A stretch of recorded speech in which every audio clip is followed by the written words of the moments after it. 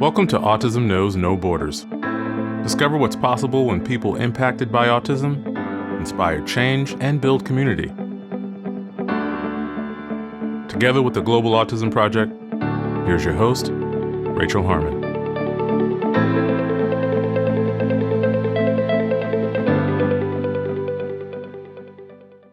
Hello, everyone. This week's episode is a recording of one of our Global Autism Community exclusive events. The topic of this roundtable discussion was masking and authenticity. Participating in this event were autism self-advocates Thomas Iland, Michael Gilberg, Terra Vance, Kate Jones, Jeff Snyder, and David Sharif, as well as community members Colleen Dorsey, Danielle Terrell, and Kia Burton. In today's conversation, we discuss what masking means to different people and its potential dangers, situations in which people might feel the need to mask, autistic values, and being authentic. In this episode, discover what's possible when you're true to yourself. To learn more about the participants in this discussion, please visit our show notes at autismknowsnoborders.com. Roundtable discussions like the one you'll hear today are open exclusively for members of our online Global Autism Community. We select a different theme each month, and our moderators monitor posts daily to ensure that our online space remains safe and respectful. If you'd like to attend and participate in any of our future events, you can sign up today at community.globalautismproject.org. We appreciate your time. If you enjoy this podcast and you'd like to support our mission, please take just a few seconds to share it with one person who you think will find value in it too. You can also follow us on Instagram at Autism Podcast, subscribe to our YouTube channel, Global Autism Project, and join our community on Mighty Networks at community.globalautismproject.org. And now I present you the Global Autism Community. So I do want to preface again by saying this is a safe space. And today's topics of masking and authenticity might trigger some emotions. And I just want you guys to know that there's no judgment here and you can feel free to be open. And as audience members, we get a lot out of listening also. So even if you don't feel like sharing something when we get to a certain topic, that's okay. You don't have to. Why don't we go ahead and go around and do some brief introductions first? Tom, you want to go first? Certainly. I'm Thomas Iland. I'm in Santa Clarita, California, just north of Los Angeles. And I'm a certified human potential coach and a Toastmasters International accredited speaker. I have a business I'm starting called Come to Life Coaching, based on the title of my book, Come to Life, Your Guide to Self-Discovery. And some big things coming up. I'm starting to go back out and do speaking engagements again. I'm scheduled to go to Memphis, Tennessee to speak to a Down Syndrome Association about how to interact with the police.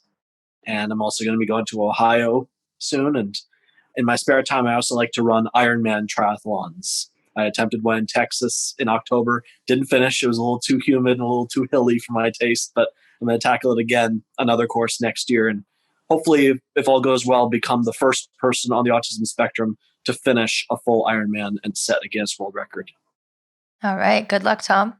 Thank you. And Michael. My name is Michael Gilberg. I'm a special education attorney who grew up with undiagnosed Asperger's. I represent children in special ed proceedings who are looking to get where the parents feel they're not getting appropriate educational services from the school district and either want different services, more services, and out private placement, different evaluations, and just when the parents are not getting what they need from the school district. And I use my own personal experience to inform my advocacy on behalf of children in special ed, which is a very interesting field. And you meet a lot of interesting people, and you have to deal with a lot of masking and pretending when you're dealing with school districts and school board attorneys in many cases. We'll get into that in today's conversation for sure. Colleen? Hi, I'm Colleen Dorsey. I'm from Wilbraham, Massachusetts, which is the hometown of Friendly's Ice Cream. It's out by Springfield, so like the western part of the state.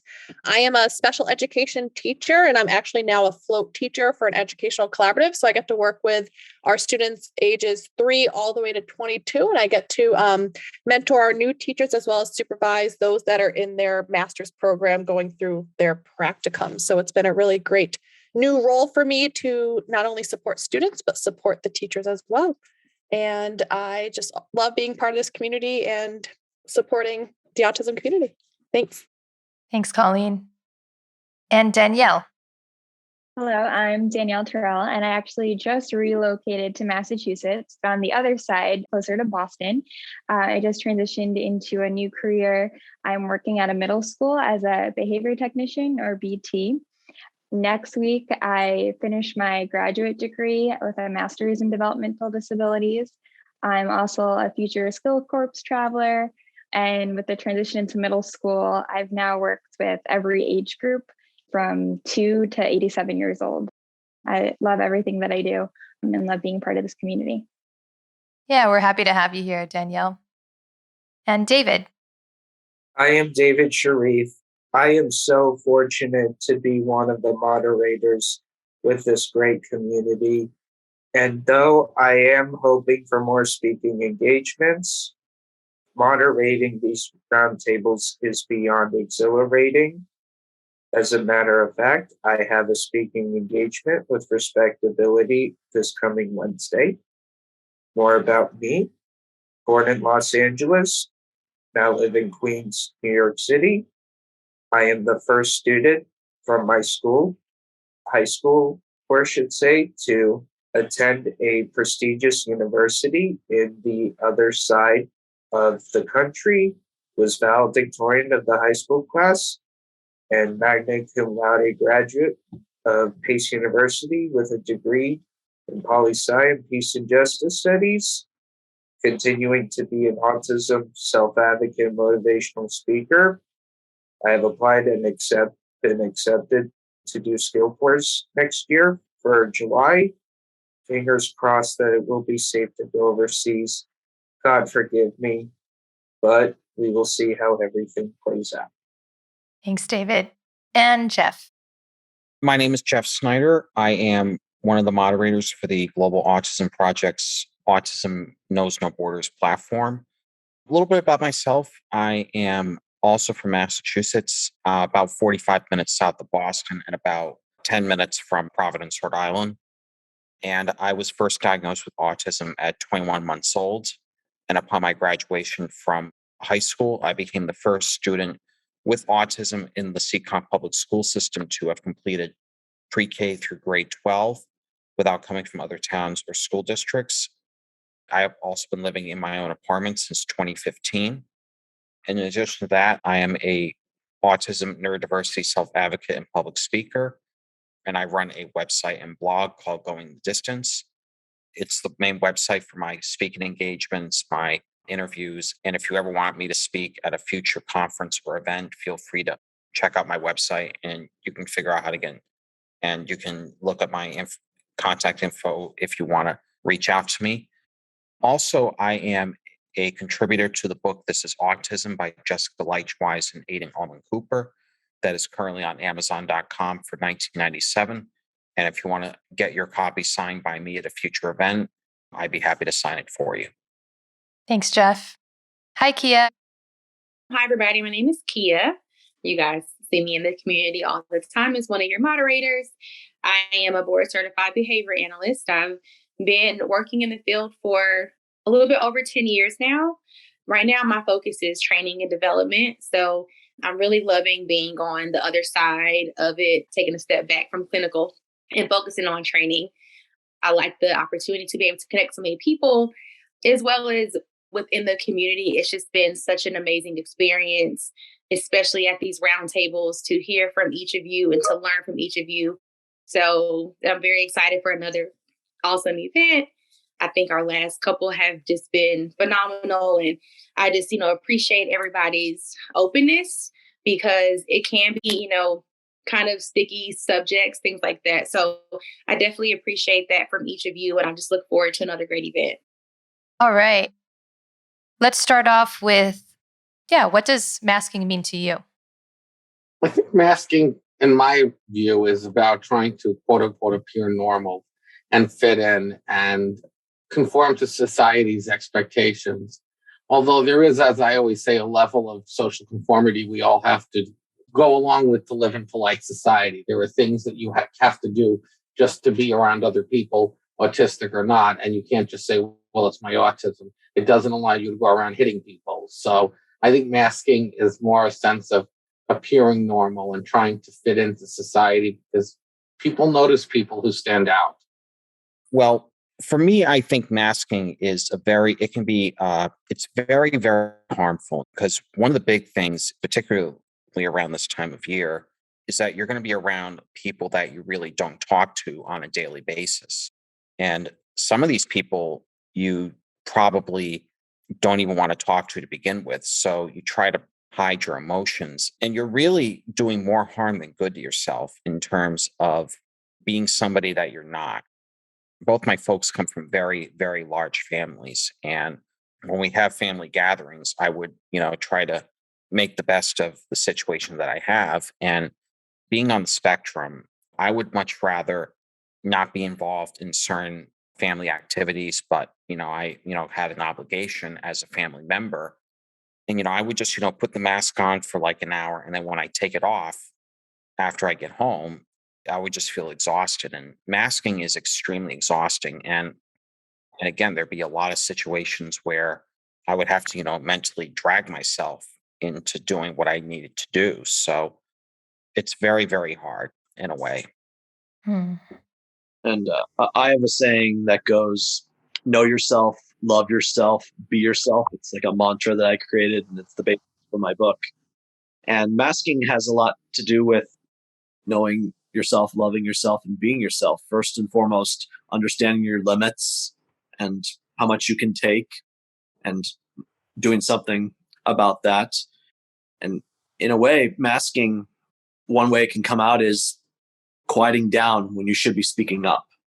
Because if you're not looking out for number one and you're continuing to endure something that could be physically or mentally or emotionally harmful for you, then that can have long-term after effects. And be yourself. We're talking about masking and authenticity today. Part of unmasking or removing that mask, in a sense, is not being afraid or ashamed to be you, just as you are, and being proud of that and understanding that you are awesome, just as you are. David, do you have something to add? What does masking mean to you? This is a great question. And this is definitely a question that is pretty easy for me to be tangent about. But for me, masking is just not really interacting with anyone, just putting yourself in your own room. And then people are looking at you thinking, why do you feel so lonely? And then you really don't have a good answer to why somebody could be asking you that. And there are many assumptions that come out with it, where it's like, okay, we should not interact with this person because this person is not saying a word. And I've had that struggle because I never expressed myself appropriately when being around others. The ability to verbally speak does not exactly mean that you are cooperating with others. The way you behave about it is what determines it. So masking kind of went beyond my skills. And as I was able to express myself further, masking has not felt accustomed for me. So, Michael, you mentioned something about feeling the need to conform to society's standards. Well, I think that, like I said, there's a natural need to fit in that humans have. And I think we all, as I always say, have that, that societal expectation that we have to follow. We can't just, quote unquote, be our true selves if being our true selves infringes on the rights or the personal space of others. If I could add to that, Michael, I was going to go back to you as well, because you made me think of something that I teach. I teach a grad course for a local university, and it's called Working with Students with Emotional Behavior Disorders and Autism Spectrum Disorders. And one of the topics that we talk about is we watch a workshop by Michelle Garcia Winner. And something that stands out to me is how she talks about social fakes. And that's something that, is what I'm hearing from what you're saying, is almost like we all engage in our own social fakes to fit into certain situations. So I think that word helps me to understand masking personally. Absolutely, Colleen, you're correct, because we all put on different faces for different situations.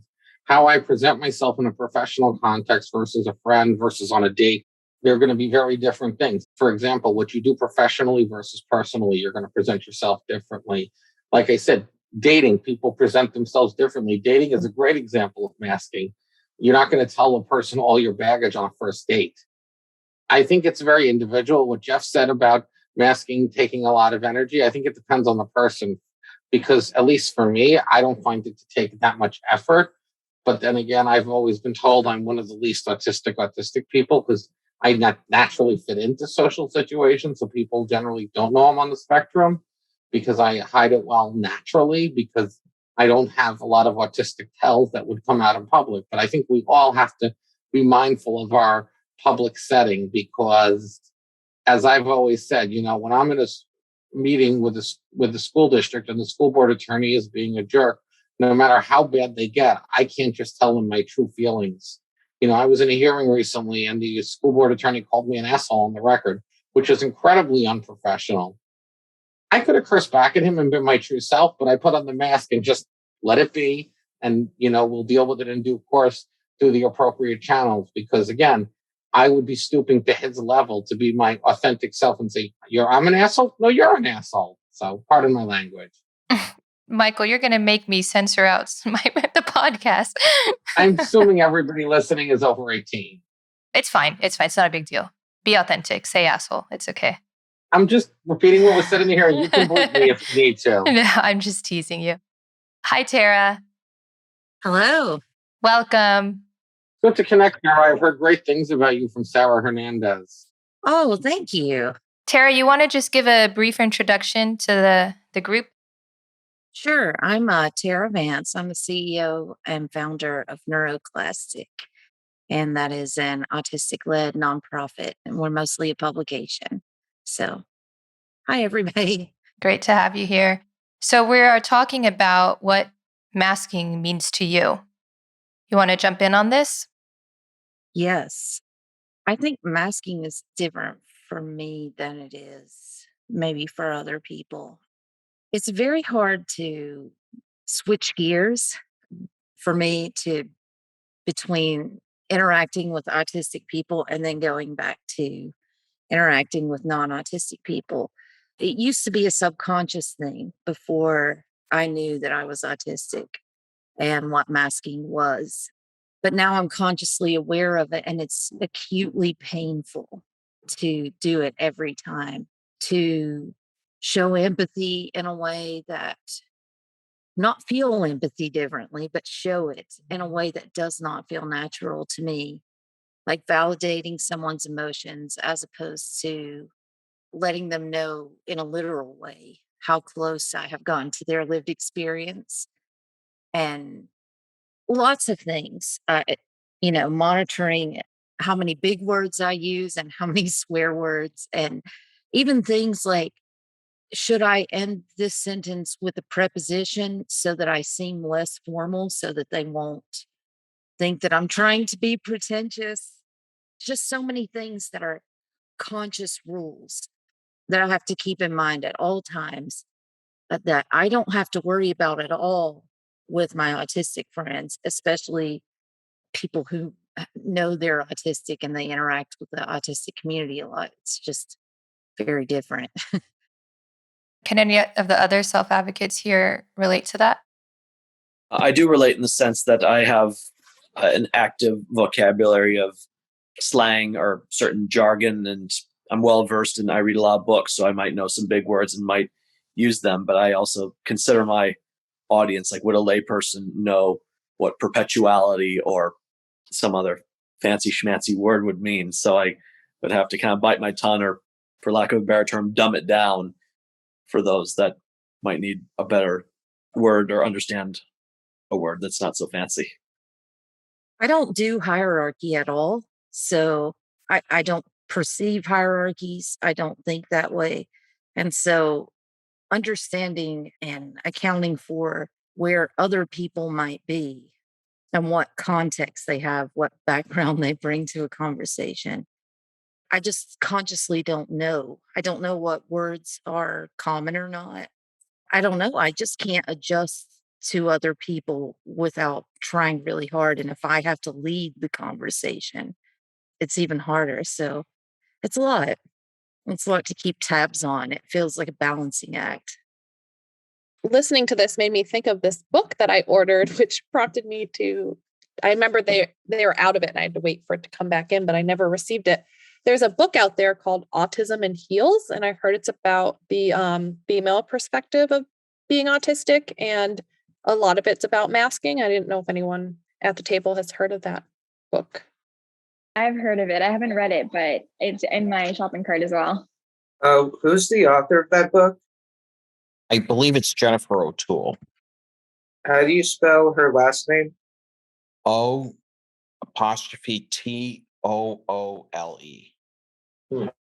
Thank you. You're welcome.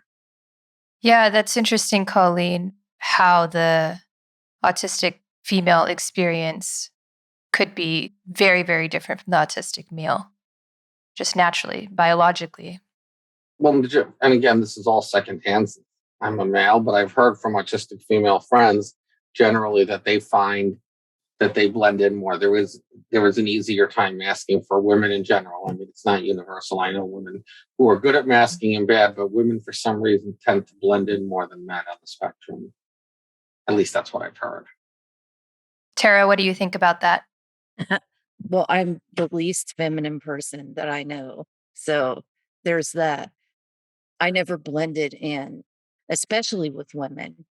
And there's a lot more masking that has to be done around women. They tend to care more. I don't even understand gender at all. I don't understand my own gender or other people's. That's, kind of common in autistic people having very different gender experience. It's like time. It does not mean the same thing to me that it does to everyone else. I don't understand time as linear either. So there are a lot of things that my brain just, I guess, does differently from most people. And when I read things about the female profile, I think that's a binary. And I think most autistic people just don't fit binaries very well. So it's more about what other people would project onto us, or maybe, what society pressures us to do. It's not abnormal for a little boy to be obsessed with mechanics and dinosaurs and then archaeology, and it is for girls. So I don't know, maybe social pressure puts more, girls are supposed to be more polite. And that's probably regional too, but yeah. What I've heard from some female self advocates is that when they're younger, because girls can be a little bit more, quote, like compliant and kind of follow what is expected of them, they just a lot of times even go undiagnosed, right? And that's why there isn't a lot of research about women and autism. Everything's kind of centered around the little autistic boy. Yeah. Well, for so long, people thought that autism was a male disability, and that now is a lot more scholarship and work on female autism, so to speak. Yeah. And also an American white boy. That is the research. When everyone references the research base or the evidence base regarding autism, especially in ABA, it's single case design with white boys. That means nothing when you talk about autism broadly. whether or not an autistic boy made eye contact so many times within an hour has nothing to do with anything. And so it's only recently autistic people have, kind of been controlling the narrative about research. And then, especially in the last couple years, where people have had to beg for us to be anti-racist because there is a profound amount of racism in academia, and that impacts autistic people and in America, Black and Indigenous people especially. And so that's a good thing. That it's terrible that it's taken so long, because there are a whole lot of wrongfully convicted Black autistic people, especially men. And that is largely the fault of academia, just failing to address and to represent in research how things are different for people when they have cultural differences and different backgrounds and different social expectations. Well, and Tara, I just say that racism you're talking about isn't just academia, that's across society, I think. Oh, of course. Definitely. I wouldn't limit it to academia. Yeah.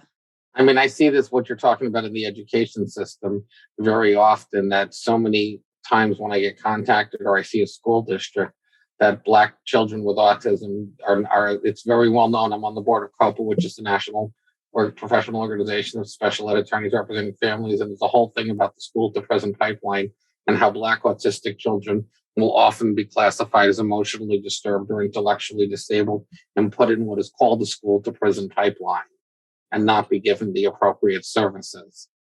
Right. Very familiar with that concept. All right, guys, I do want to bring it back to our topic of masking. So, does anyone have a personal experience they would like to share related to masking in a specific situation, whether it's a family gathering or meeting new people or the workplace? And for us to have a better understanding, can you talk about what you do to mask and what you would rather be doing instead, so we can kind of see what you're holding back? I'll break the ice on that one. So when I first started out in my work, I wanted to be George Lucas's accountant more than anything, and put that into motion, working in several offices, a lot of professional colleagues, and crunching some difficult numbers and looking to wrap my head around a lot of difficult concepts. And there were times where I didn't quite understand the material, and I still attempted to look like I did.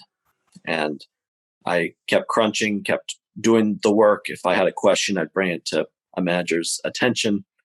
I kind of in the back of my head thought that if I ask this question, does that mean I'm dumb? Or could this be grounds for them thinking maybe he's not the right guy for the job and I might get fired for it? So those are the eggshells that I had to walk on. And after I left, I was in several internships and temp jobs before I finally got a full-time permanent job with benefits. But when I got that full-time permanent job with benefits, I was expected to know everything, and I didn't. And my manager certainly didn't make things any better. I wanted to take long breaks or be able to get out at 5, but he was basically telling me, you stay at that desk until you finish the job. You don't come back tomorrow and finish it. You do it now. And that was devastating. And I was physically and mentally exhausted from it. And I was like, it was impacting my posture. You could see the circles around my eyes. It was really depressing. And I even self-disclosed to this gentleman, and he thought that I had lied to him in the interview, saying, you tricked me. I don't have to help you. So that was the beginning of the end of my accounting career. And I slowly but surely realized I did not belong there. I wasn't meant to do accounting at that job, or really any accounting job at all. So I resigned from that job, my first permanent accounting job with benefits, after only 4 months. But I did find something better. I'm on the path to making a bigger difference and really being more authentic for it. But in that environment, I felt like I shouldn't be here. And I'd worked so many years, put in so much effort, so many manpower, for lack of a better term, hours, only to have my diagnosis thrown in my face. So I wanted to take breaks. I wanted to have assistance. I didn't want to be burdened with all of that work that I had to do. But I was in over my head, and my manager wasn't going to help me. So I had to bail. That's my 2 cents on that. Mm-hmm. Sounds like you made the right decision there. I did. I wouldn't change it for anything. It made me who I am today, and you live and you learn. Thanks for sharing that, Tom. Yes. Yeah, Tom, and I'm actually in the process of getting out of my job as well because, I work in retail and I work at a grocery store and my manager, he's, let's just say for lack of a better term, he's not someone you want to be around. And I know I can do better. So that's why I'm kind of following a similar path you are. But yeah, I like to, do public speaking, do advocacy, and also just kind of getting a job that better suits my talents. So Mm-hmm. Thanks, Jeff. Hi, Kate. Good to see you again. Does someone else have an example they'd like to share of an experience where they've felt the need to mask? My last real day at work was the last day that I could mask. I never recovered from that. And by work, I mean a traditional go and clock in, boots on the ground job. I had actually taken a job before I knew what it was. I was getting my supervision hours in grad school and took a job as a caseworker for adults with mental illness. They had a backlog for ABA therapy. I didn't know what it was. So they wanted me to do that temporarily until they could hire more people. And so I was an RBT for less than a month, but we had to do restraint training. And this was basically 8 hours of defensive martial arts. And I am extremely uncoordinated. I cannot stand to be touched, and I have severe PTSD. And we had to let, large men grab us from behind and perform defensive maneuvers and pretend to be stabbing people and running at them and them do that to us. And we had to do it over and over until we were proficient. And that was even more for me because of my global dyspraxia. And so I actually broke a tooth trying not to freak out or melt down. Like the whole time, I just thought, I'm going to run into traffic. I'm going to run into traffic. That was literally my thought. I cannot describe with enough intensity how literal I'm being when I say all I could think of was running into traffic. Like I did not care that I had just finished grad school or whatever.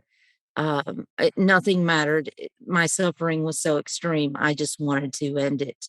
And eventually I broke a molar in half all the way down to my jaw in the middle of that day.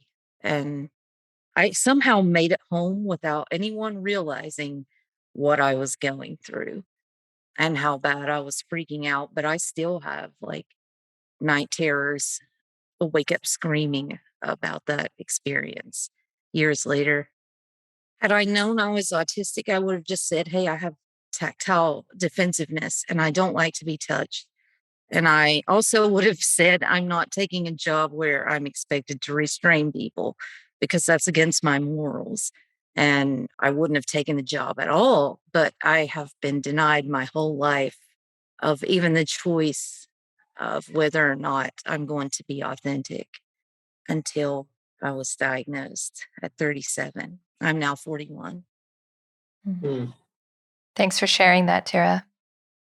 Before another individual in this wonderful roundtable shares his or her story, I just want to inform all of you that I am about to get off the roundtable due to not just other priorities, it's celebrating Hanukkah. As you can tell, I have a kippah on my head, so that's kind of a hint that I am about to do a celebration.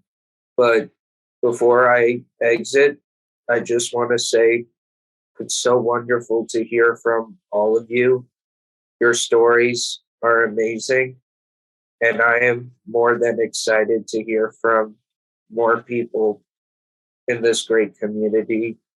And to those of you who are here, thank you for taking the time to make it. And we are very excited to have you back on another upcoming or future podcast episode. Best of luck to all of you. Thanks, David. Happy Hanukkah. Happy Hanukkah. Happy Hanukkah. Nice to meet you. Thank you. Nice to meet you. All right, Kate, I'll pass it on to you to introduce yourself to the group. So I'm Kate Jones. I'm a psychotherapist, and I'm also the CTO of Autistic. I'm in the UK, which is why it's really dark, and I kind of messed up the time zones. But it's really nice to be with you all. Would you like to share something, Kate, on the topic of masking, maybe a personal experience in which you felt the need to mask and what you would have rather done instead?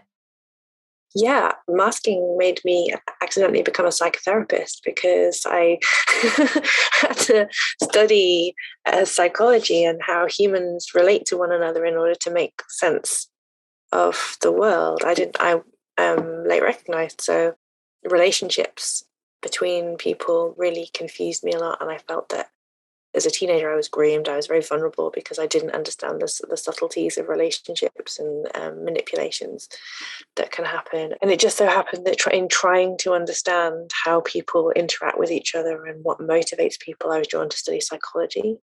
First psychology, then counseling, and then psychotherapy. And I feel like I've got a bit of a handle on that now.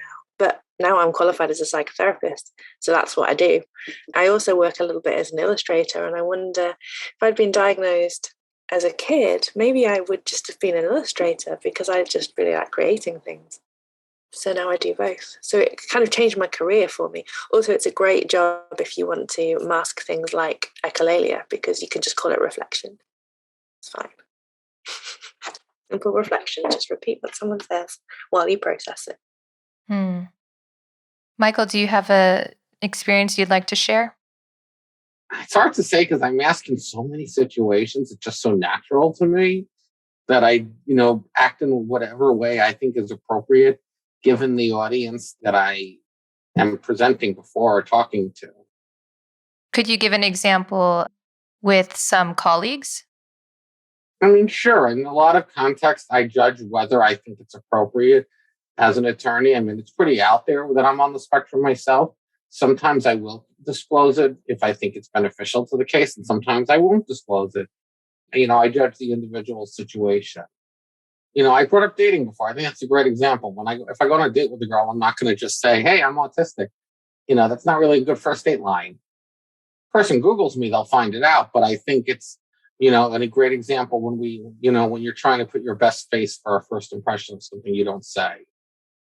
So I guess you're kind of putting masking and disclosing together. In a way, yeah. In a manner of speaking, I think they go hand in hand to some extent. I mean, if you can mask really well, you don't have to disclose, if that makes sense. Mm-hmm. I see what you're saying. Yeah, I think the two are interconnected. But you can also be openly autistic and still mask, right? True, absolutely. I mean, look, I'm not hiding it. Anybody who does a Google search on me is going to find it. But again, I think depending on the situation, it's how you want to present yourself. And I think it's a lot easier to not disclose when you're able to mask effectively. If you're somebody who can't mask, disclosure becomes not as much of an issue because someone's going to figure it out. There are people I know who think that they're masking and they're not, and they don't have to disclose. People realize they're autistic right away. I've been at events where I've seen people and I'm like, "You're autistic." It's, I can spot it pretty easily. I can get people to believe me when I tell them that I'm autistic. It has to come from a setting that is specific to autism. Even though there's a test, it's a screening test, the RADS R, or the RITVO Autism Asperger's Scale. It's a screener for adults. And on that, I scored a 232. I was in a group with thousands of people, and I had by by quite a substantial margin, the highest score in that group. You need a 161 to be in the yes, you're probably autistic range. I feel extremely obvious. I think that it's just that it depends on speech patterns and how similar or different they are. That's the thing that people are looking for, and facial expressions. And so if you come across as charismatic or witty, if you have a sense of humor, because people have, all these stereotypes. I make a morbid joke about everything. And so I don't know. Masking is more about the projection of the person we're speaking to than about us. That's really interesting. I mean, I think we all mask to some extent, autistic or not. Again, in certain situations, you don't disclose everything about yourself when you meet somebody or in certain situations. I think, again, dating, professional life, there are pieces of ourselves we're going to keep hidden. Yeah, I can actually relate to that because when I'm around my family who expects me to be a very certain way, I feel really tired after hanging out with them. I can just imagine that for autistic people, this autistic burnout is a lot more extreme, if that's fair to say. It is. Yes. Just 2 days ago, actually, I had to verbalize that I was getting burned out. I was hearing two people talk, my mother and a director of a movie that my mother and I are making, and they're looking at the scene that was filmed and are looking to find out what's wrong with it. And I have to type out what changes are made. And I have to hear them say, okay, so what do you want me to type? This went on for about 4 hours before I said, burnout imminent, I'm out. And they let me go. So I love what Terra said about the person that we're having the conversation with or that we might be masking for. I think that's so interesting. And it goes back to how we kept tying it back to society and what socially we may be expected to do. And, I've heard the term masking more and more in the autism community, but I never necessarily heard it outside of. So I did my own little quick Google search and, it might not be the most reliable source, but just a quick definition was really interesting how, and I love what Rachel just shared about maybe putting on a mask when we're with our family or a different group of people that might expect us to be a certain way, because it really is from that social perspective and what society, who they expect us to be in those moments. Yeah. And Colleen had a great question. Terra, what was the name of that screening tool that you were speaking of? It's the RAADS R. So the RADS hyphen revised. And it's the RITVO, RITVO, Autism and Asperger's something screening tool, and it's revised. So, but out of like 28 different assessments, it had the most reliability and validity. So it's pretty good for late diagnosed people, at least. I was just going to add to what you're saying about being openly autistic and masking.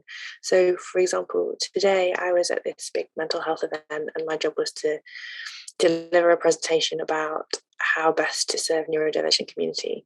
And I started it by saying that I'm autistic and I spoke about the things I know about. But at the same time, I was overwhelmed by all the sensory that was in the room and I was masking my response to that, because I had to deliver something and I had to be the professional that they expected me to be as a psychotherapist who's doing that in front of all sorts of commissioners. And so I couldn't have my authentic autistic response to that, which would be to just put my hands over my ears and be like, can you just all stop?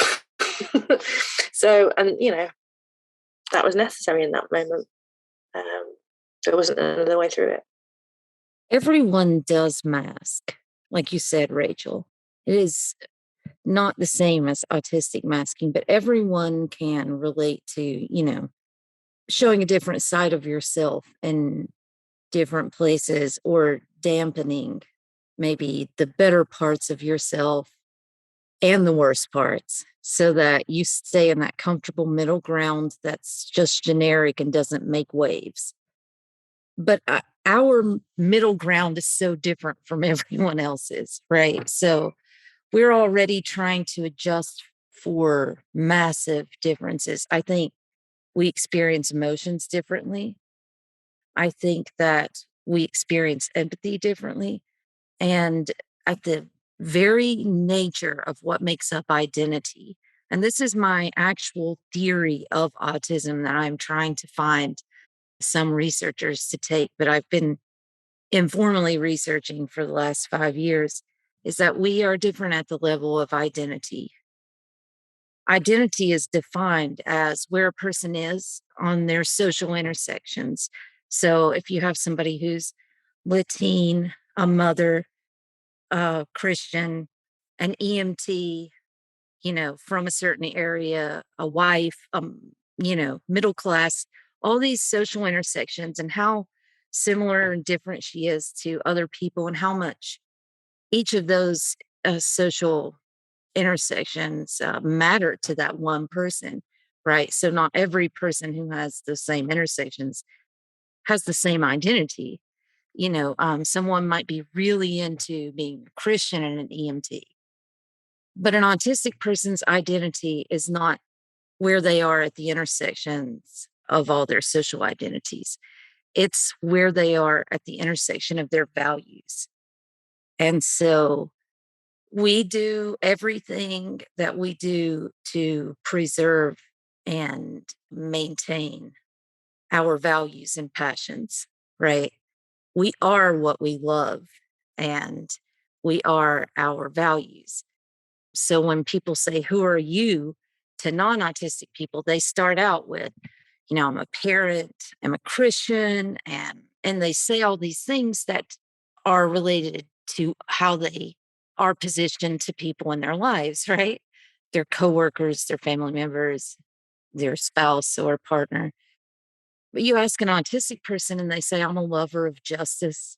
I'm brutally honest," things like that. And so we have to care about things that aren't that big of a deal to us. And the things that we do care about that are our core self, we have to dampen, right? So anyone can be honest, but I have never met a non autistic person who's honest the way that autistic people can be honest, right? I don't think that we have the same definition for that word and what it means. So we're always too extreme in the values because we'll tear down our social intersections if the values don't align. And that's not to say we're morally superior, because an autistic person can have horrifying values. We've seen that on the news.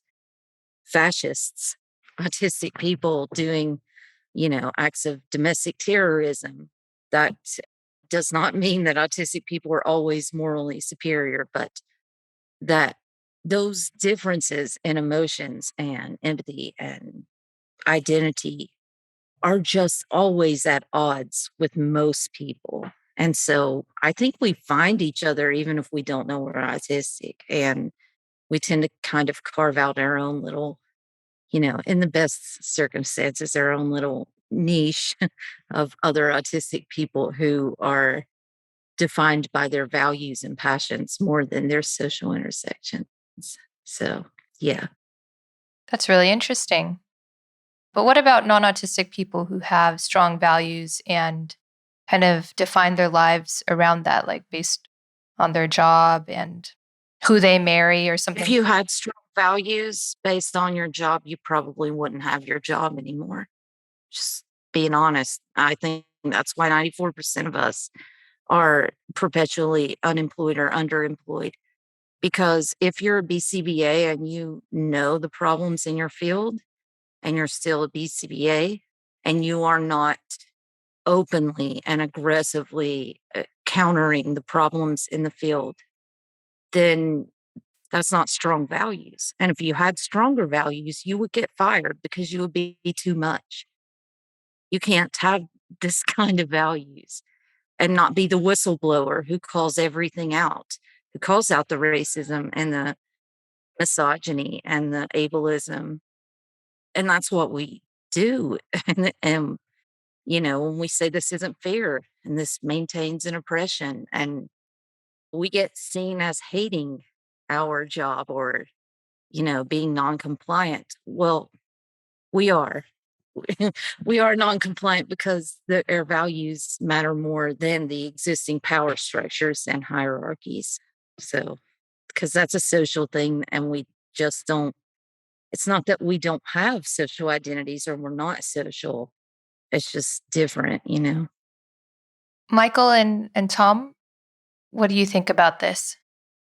As you were speaking about that, Tara, I thought a little bit about my corporate experience, and also it really hit home when I saw a movie. Has anybody ever seen Up in the Air with George Clooney?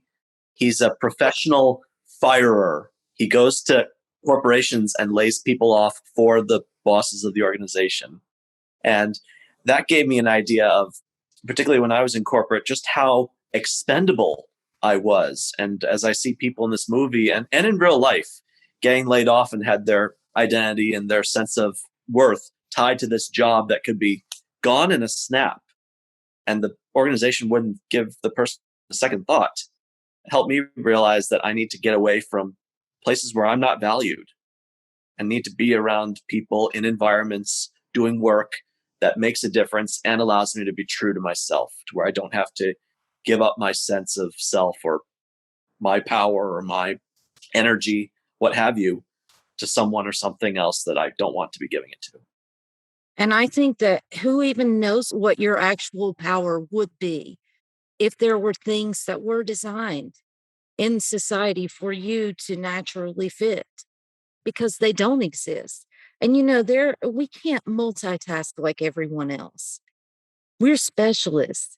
And in a lot of societies, I think autistic people fare a lot better because it's people who specialize in things in a collectivist society are highly valued. But here we're not capitalistic enough to fit in like a cutthroat competitive world. We say it a lot that autistic people are almost wired socialist because we kind of operate for the greater good and not for individual benefit. Kate and I always talk about, how big is the bus? Because we know that we're about to throw ourselves under a bus all the time. And I told Kate when she first got into activism with Neuroclassic, that's pretty much what we do, is we throw ourselves under buses all the time.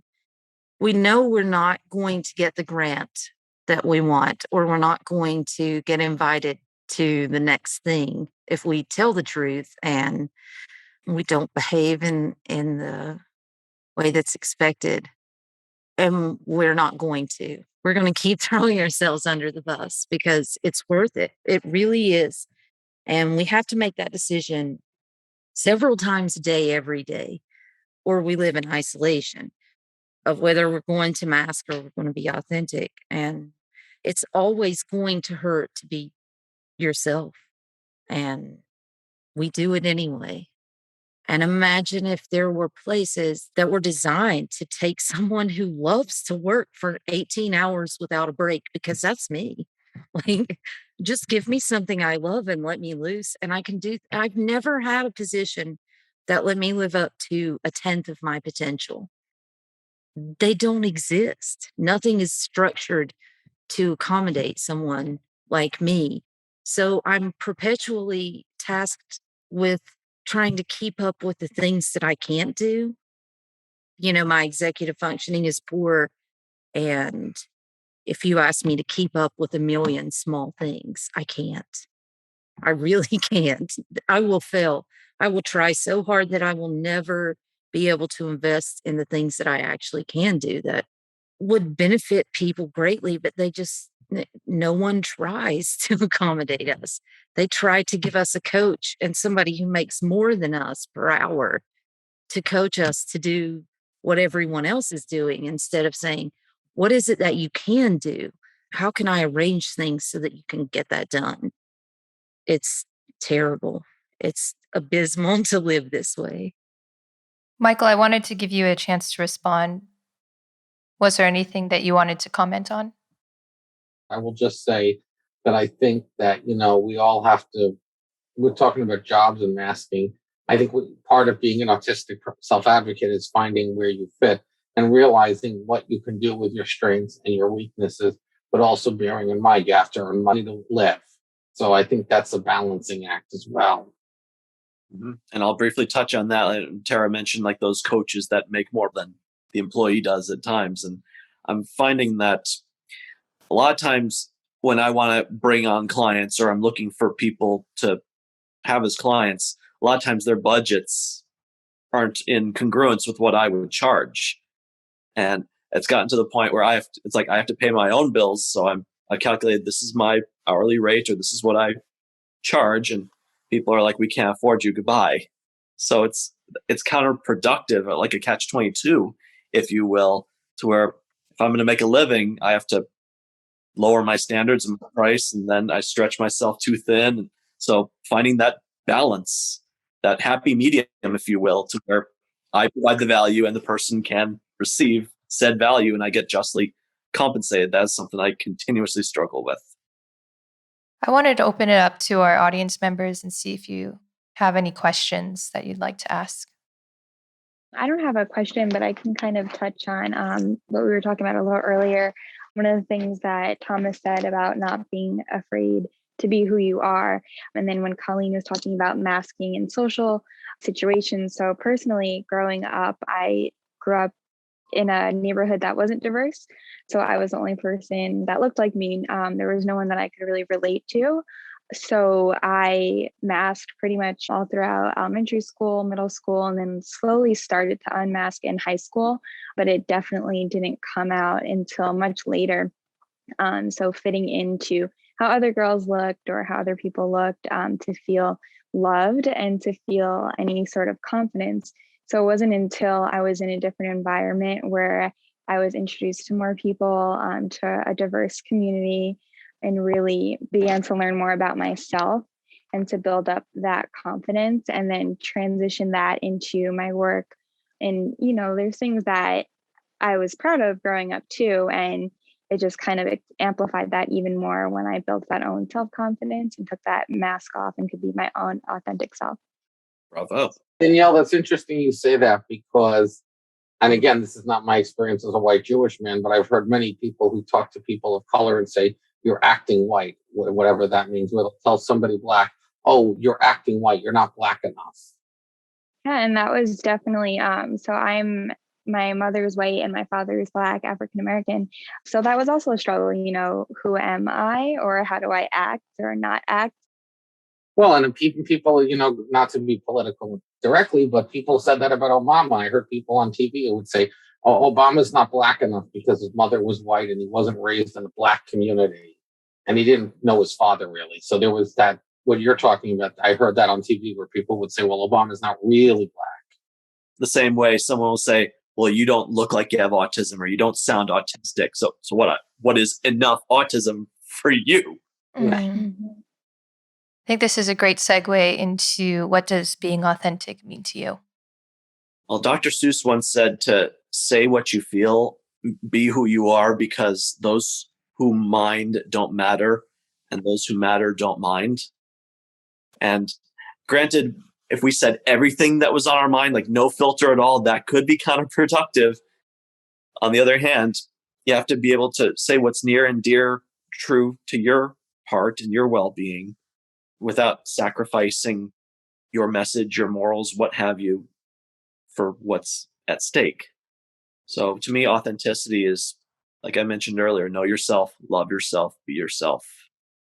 Doing what you want to do, being who you want to be, and creating the life that you want.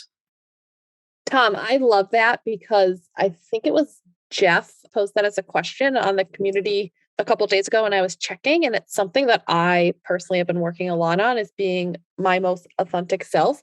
But I've never stopped to think how I would describe that.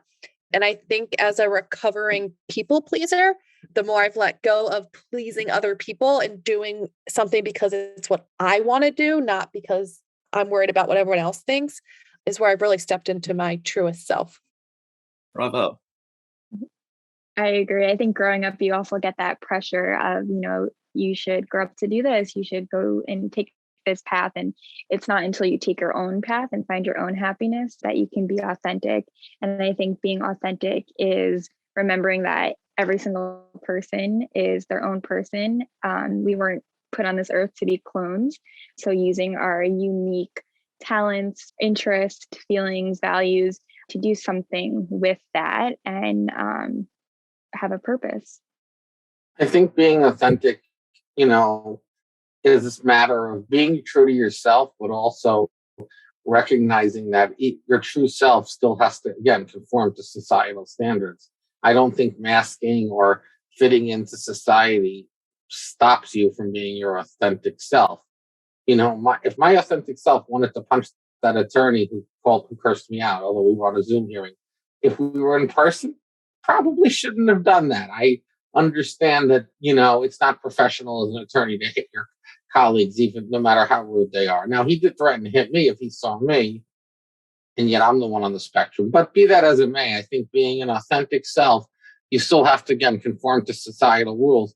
So I don't think it's being inauthentic to understand there are things that we all do and things we can and can't do in what I call a polite society. I still have no idea how far I will have to go before I'm living authentically. I feel like the way that I live is already radical to most people, and I'm still not being me. And I don't know how many more layers I could peel back and still coexist. When I tell the truth and I am authentic and I'm excited and hopeful and optimistic, and I really want to talk about something, if I don't change the language so much and water it down so much and lose so much in translation to give it to people in these grandiose things in these tiny digestible bite-sized chunks, so much is already lost. And I don't think in straight lines where I could put my true self on an infographic that is meme worthy and that people are going to pass around and say, oh, that's inspiring. Especially if people think that you're being fake or that you're being rude or you're performative because they don't believe that you're autistic. Or if you are autistic and they think in social hierarchies, you're already at their bottom rung. And so you feel like a zoo animal to them. And what you're saying is fascinating.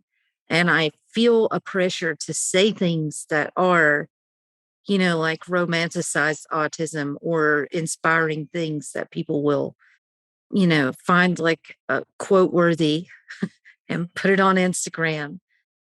I just feel that pressure because to get people to care and to get people to listen, I have to play a game where I'm inauthentic because being real is not, and being authentic is not popular. But I want change to happen. So I can't have both. And I realize that and I hate it. It's soul crushing. So I don't know yet what the answer is. Kate, what do you think? Yeah, I was just thinking similarly, really, as much as I live a so much more authentic a life than I ever have, I'm still not there. I'm still masking. I still need a mask because society hasn't changed enough for me to be that raw and that vulnerable all the time. That's not a safe thing to do. I still have to consider this, like professionally, I still have to consider the spaces I go into and say, hey, I'm a psychotherapist and I'm autistic, because most people are like, well, autistic people aren't empathic.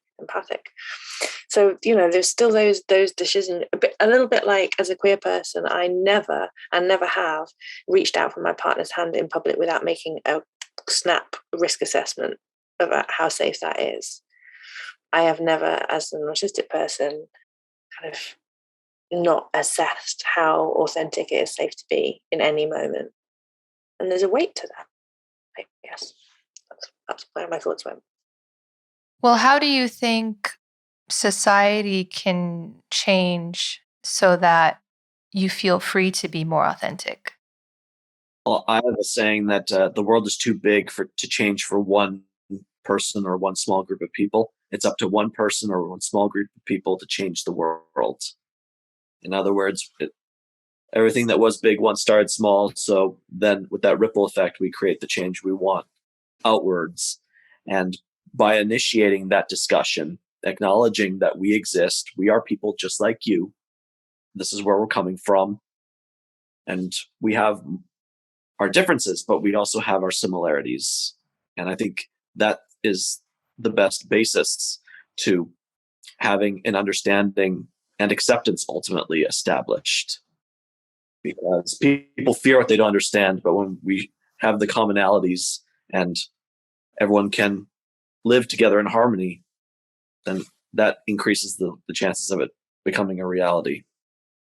Something you just said made me think that, if it's kind of like, unfortunately, it just perpetuates itself in a way, like the more masking and less authentic people are, then the less people around can be exposed to authenticity. And so, how can we actually break through that? And how can we make people feel comfortable to be authentic so that they don't have to mask? Maybe we should care less about people being comfortable because we can't be authentic and comfortable at the same time. I think that a lot of people actually, we say the things that everyone else wishes that they could say. And if we do that, then hot damn, it would be nice for them to come out of the woodwork and just say, I agree, instead of sending us the message, I'm not accepting that change is slow and we have to be the change. And eventually people will see, no, that's not okay to me. I have a daughter. There are people I love who I don't expect to live very long because they just can't tolerate how unaccepting and unaccommodating this world is. I need change to come faster, a lot, so that more than half of us do not have severe complex PTSD by the time we're 18. So when autistic people say something, ask them questions, go deeper, stop playing by the rules that are made to exclude us. If the rules are made to exclude people, break them. Stop caring so much about compliance, because if we comply with the status quo, then all the oppression that's in place stays in place. So break rules. Support the autistic people who are trying to make waves. Get behind them. Tell them you agree. Go against your professions when they get called out. That would help a lot. Yeah, Tara, I want to emphasize one of the comments that you made about like not waiting around. And each of us are going to have our own experiences with what we mask with, whether that's autism, your race, your sexuality, your personality. And I've just kind of learned over the years, like, I can't wait for people to adjust. I'm not going to live my life like that. And while I may not understand your masking from whatever the perspective that it is, each of us in this world are dealing with that to an extent. So I love the point of, not waiting around, and it's easier said than done because there's still several situations where it's unsafe for me to be my complete self, being a Black woman, where I understand as well, there's unsafe situations for individuals that, it's unfortunate that we have to kind of go about life that way, right? But if we all just kind of sit around waiting, to me, it's just, we're going to be in this bubble of going with the flow for forever. Obviously, you make the choice of what's safe for you at that time. But I really like that point that you made. And the onus should not have to be on Black women to fix everything, but it is. Like, I'm saying that as a white person. Black and Indigenous people have to call out everything. They have to take all of the pressure, and then people support them in the comments, or they hit the like button, or they're even afraid to do that. And that's not fair to you, that you have to always be the one that takes those risks and has to confront the things that force you to live inauthentically and to dampen parts of yourself that would frankly add tremendous benefit to your environment if people were not so addicted to sameness. That's all I can call it. Sameness is like a disease that, The tyranny of it. yeah. Yeah. And I was also thinking about what you said about comfort. We don't have a right to comfort. We have a right to all sorts of things, but not comfort. And one of the things that I've discovered over the course of my time in becoming a certified human potential coach is that the magic happens outside of your comfort zone. And I'm constantly looking for ways to stretch myself, put myself in environments where I'm not the expert, where I don't know everything, and encouraging my clients to see that when they go what I call beyond their pond, like getting out of the water they're familiar with and into uncharted territory, that is where you're going to find the answers, where you're going to lead to better outcomes. And that's why I'm doing Ironman triathlons. I know I'm never going to be the first person to cross that finish line in any race, but the struggle and the strength that I gain from training for that endeavor is making me a better person. So that's the little message I keep in the back of my head as I go forward. I guess, okay, so let me ask more of a practical question. I hear what you're saying about getting outside of making people feel comfortable, being comfortable to feel authentic or to be authentic. I guess sometimes when I'm interacting with autistic people, I don't want to project myself in a way that makes them feel like they need to mask around me. That makes sense. So what tips do you have to hold that space for discomfort, for whatever it is, like to non-autistic people, if you could give any advice? I would need to see someone who breaks rules for the greater good. The person that challenges things. Before I would ever feel any degree of safety, I would need to see that they're a person who does not do what they can to benefit themselves, but they do what they can to benefit the greater good. And I don't need anyone to make adjustments in how they interact so much as I just need them to take me in good faith. That if something I've said seems offensive or they're not sure what it means, to just ask questions and not jump to the conclusion that I hate them or whatever. I really don't think that there's any tangible differences that people need to make other than, read our words more than our body language, right? Because our body language is not meant as communication like it is for you. If we're doing that, we're probably masking. So look at the words, not the tone of our voice or our body language, because that's just an outward expression of the way that we're processing internally and not intended to be communication. But otherwise, I really just think that I need to see that a space is pushing the envelope.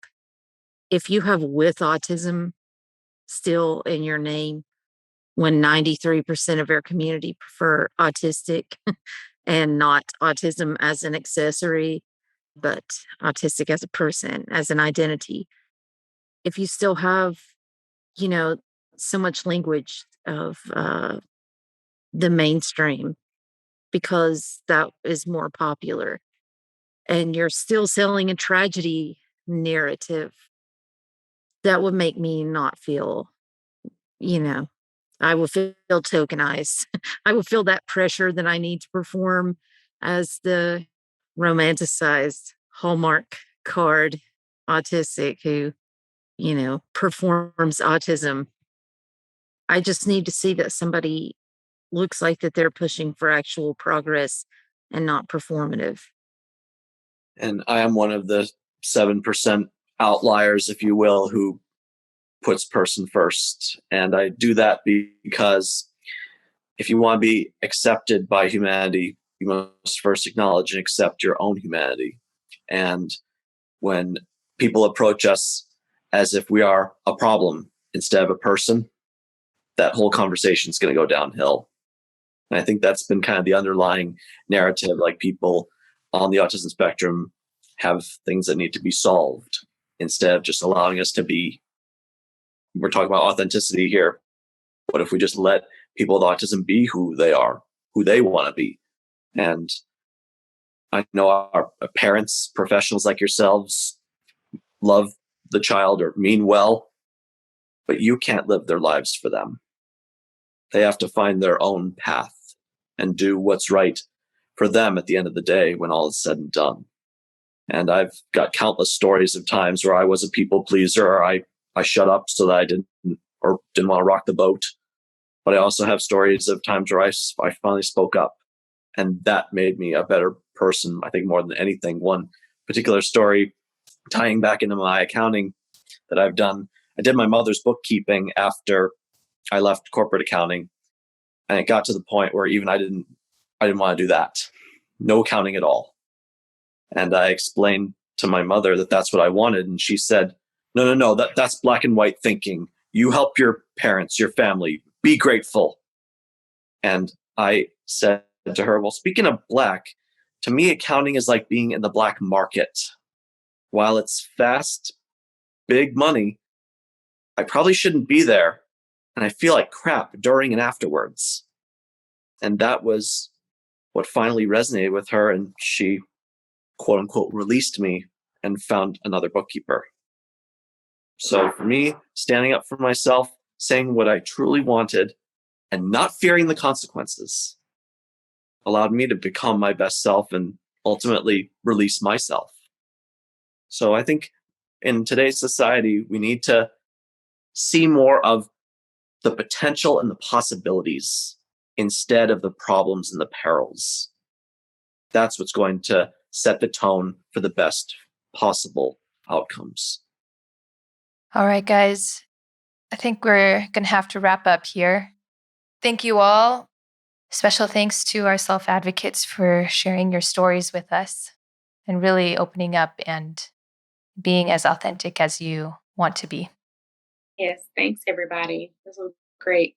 Right. Take care, everyone. See you. Bye. Bye.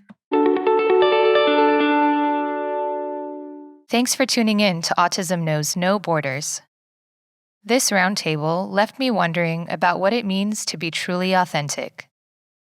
Given that there are certain social norms that shape the way we behave in public, for example, not getting naked at a restaurant or not throwing your plate at someone because you disagree with them, we all mask to a certain degree.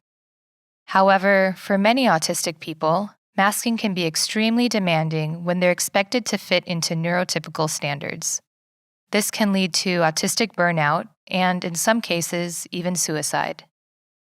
If social norms are necessary in a shared society, what level of masking is appropriate?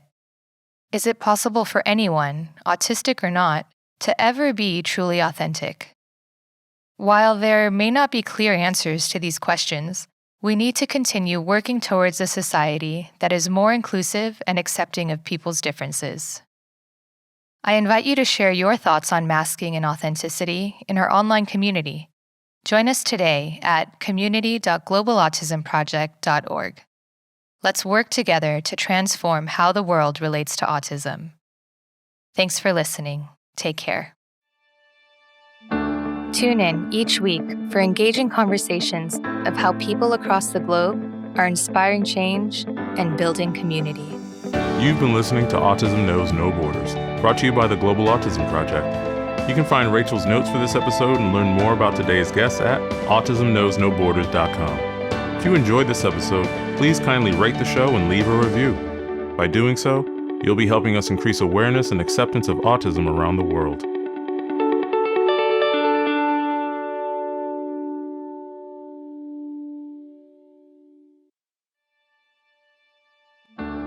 You've been watching Autism Knows No Borders. If you like this video, please give it a thumbs up and subscribe to our channel. Also, we'd love to hear from you, so let us know what you think in the comments section. Click here to watch another interview from our podcast. You can also find us on your favorite podcast app. Tune in each week for engaging conversations of how people across the globe are inspiring change and building community. Thanks for watching. Take care.